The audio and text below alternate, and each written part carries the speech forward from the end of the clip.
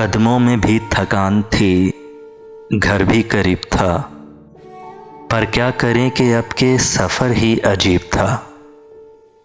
निकले अगर तो चांद दरीचे में रुक भी जाए, इस शहरे बेचराग में किसका नसीब था।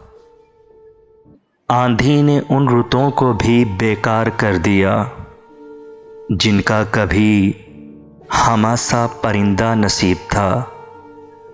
कुछ अपने आप से ही उसे कश्मकश न थी, मुझ में भी कोई शख्स उसी का रकीब था। पूछा किसी ने मोल तो हैरान रह गया, अपनी निगाह में कोई कितना गरीब था। मक्तल से आने वाली हवा को भी कब मिला ऐसा कोई दरीचा के जो बेसलीब था।